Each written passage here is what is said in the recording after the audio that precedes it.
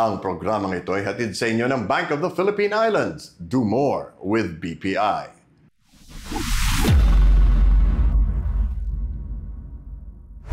Mabuhay teammates, ito ang Basketball Universe at ako si Bill Velasco. Ayaw ko pa interview, pare. Hindi lang kay Michael. Hindi ako magpapa-interview sana. Dahil nalaman ko sa Bill Velasco, okay. Kung naglalaro ka pa ba, magtatagal ka rin pa sa PBA? Oo. Kayang-kaya pa, ano? Maglaro pa kaya pa. Napapanood mo pa ba ang PBA ngayon? Paminsan-minsan. Hindi lahat. Anong nagbago sa PBA? Malalakas na nga, pare. Scientific na. Ang mga player malalakas, malalaki, at mabibilis. Ang bahaging ito ay hatid sa inyo ng Eastern Communications, Partners in Progress. Sa halos 12 taon ay hindi na natin nakita si two-time PBA MVP Abet Guidaben. Pero sa pagkakataong ito, isang Basketball Universe at Diwan 12:06 AM exclusive, pinaunlakan niya tayo ng isang interview at binalikan ang kanyang career. Kumusta ka na, Abet? Mabuti. Ikaw, misisyo ko pa rin. Nang-Alaska ka, ha? Kailan ka pa ba napunta ng Amerika? 23. Okay, ba't mo naisipan pumunta ng Amerika? Anong nandyan? Wala. Mahirap na sa Pilipinas. Anong ginawa mo nung lumipat ka dyan?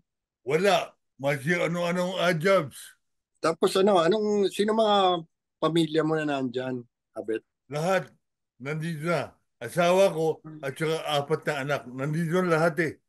Kaya Okay. nandito na ako. Okay, wala na bang tumuloy sa basketball? Wala eh. Wala masyadong talent yung Naglaro sa Ateneo High School. Okay. Hindi na lumaki, pare. Wala na. 6'3". Sentro ang laro. Paano papalarin si 6'3"? Mga 6'8", 6'9" ang mga player sa Pilipinas.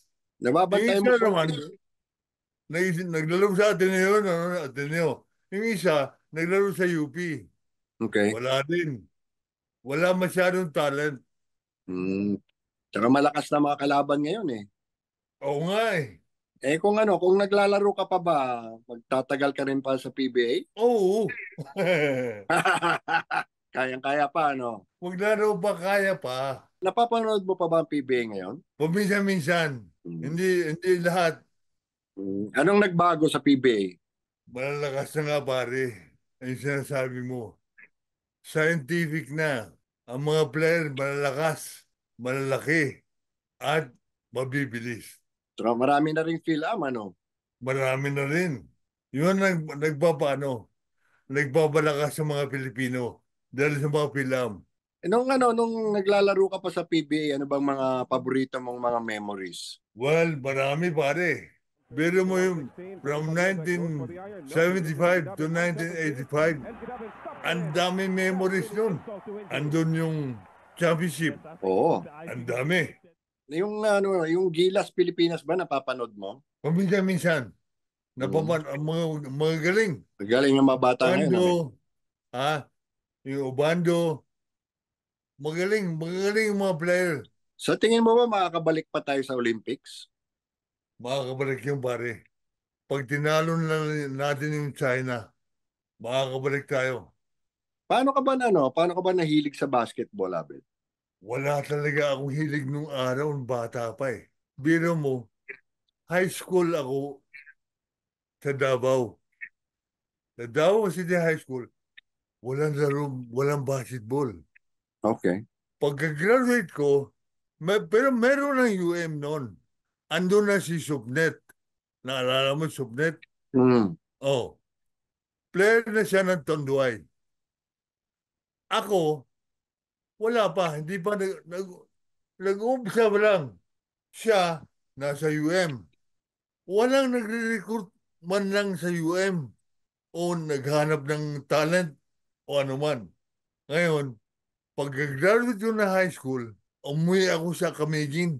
Ang lugar namin, Camiguin province. Pagdating doon, walang trabaho. Standby.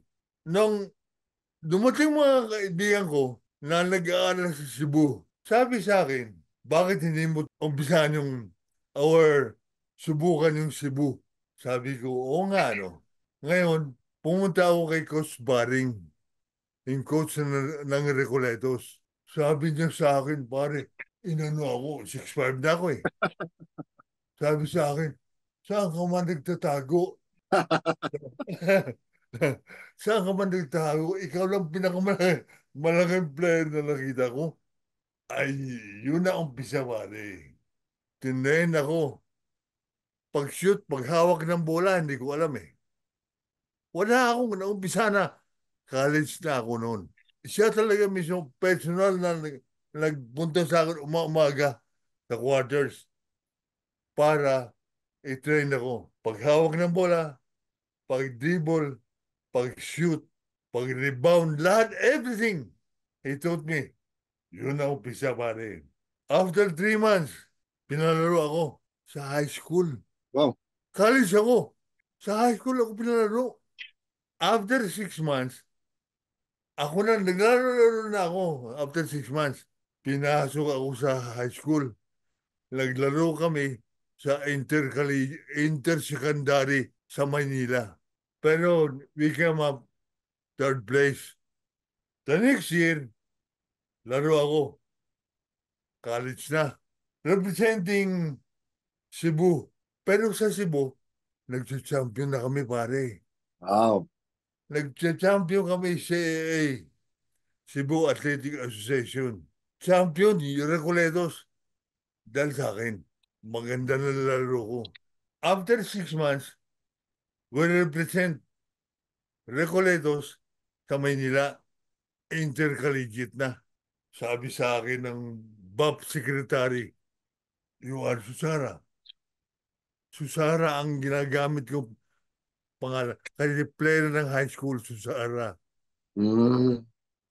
Ginagamit ko yung pangalan. Sabi niya, you are Susara. You are not Gidamen. Tataka siya. Bakit ko ginagamit yung gano'n? Ang nangyari, pare, championship, intercollegiate, kalaban naman FEU. Akalaan mo bang kasama si Valenzuela? Uy, turo. Nang bubugbog. Siya ang coach. Pero, sus, pinagbubugbog kami, pare. Lahat kami. Wala. Umayaw na kami. Championship, sa ng championship. FEU, champion. Hindi na kami lumaban. Yun ang umpisa nun. Wala na. Balik kami sa Maynila. Laro-laro doon. 72 yun. 73, March, tinawag na ako ng Crispa. Yun. Yun. Doon nag-umpisa ang karir ko sa Crispa. 73. Amateur pa, 73. Mika. 75 na lang, Mika. 75 na lang PBA. Okay. Doon nag-umpisa. 73, napunta agad ako sa Philippine team. Naglaban kami ng ABC champion. Wala pa yung China. Korea ang kalaban namin. 74, Asian Games sa Tehran, Iran. Alam mo na ba yun? Hmm. 74? Oo. Labot ko na yan. Bata ka pa noon. Oo. Batang-bata. Tisoy na tisoy pa. Ang bilas ko. Ngayon, umano kami, Asian Games. Wala. Alam mo naman, Asian Games eh. Israel. Ang lakas-lakas ng Israel. Tapos, 1974, World Basketball. We represent Asia. Mm. World Basketball. Sa Puerto Rico. Isa lang tinalo namin. Sinigal lang. Pagkatapos yun, balik sa PBA.